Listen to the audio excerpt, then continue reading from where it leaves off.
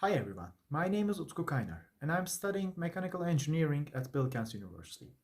Today I'm going to present my Physics 101 lab project. The topic of this project is projectile motion. It aims to analyze the impact of the firing angle on the distance covered in the x-axis in projectile motion and indicate that the object's initial speed at the time it's projected can be examined in the x and y-axis separately.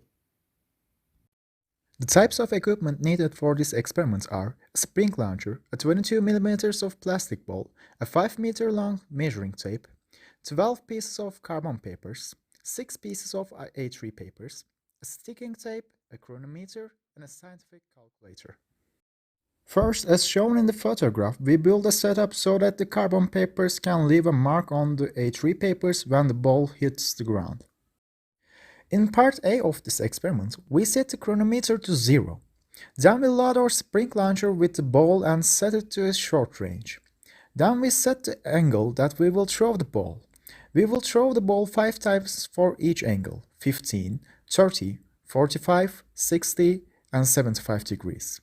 We record its flying time when this projectile motion keeps going.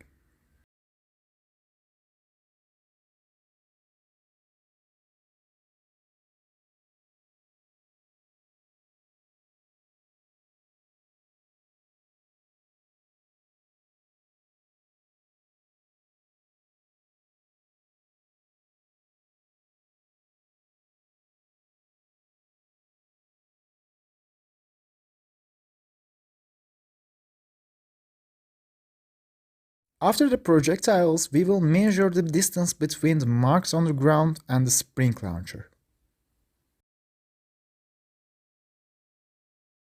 However, because the ball does not make a completely inelastic collision with the ground, some marks have resulted from the jumps, so I cross these marks in order to prevent misunderstanding.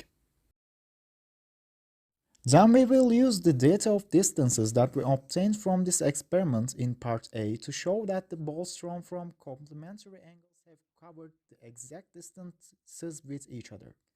However, the outside effects that we neglected, like air friction, caused us to get a minus 1.19% of error percentage for 60 and 30 degrees, and a minus 0.21% of error percentage for 75 and 15 degrees. Then we will move on to part B of this experiment, where we calculate the instantaneous speed of the ball. We will use the time data we obtained from the experiment to calculate the instantaneous speed of the ball on the x-axis. Then we will use trigonometric equations to calculate instantaneous speed of the ball. Theoretically, these speeds should be equal to each other. However, there is a gap between the results because we neglected the outside effects like air friction. However, the results are pretty close to each other, especially at 30, 45, 60 and 75 degrees.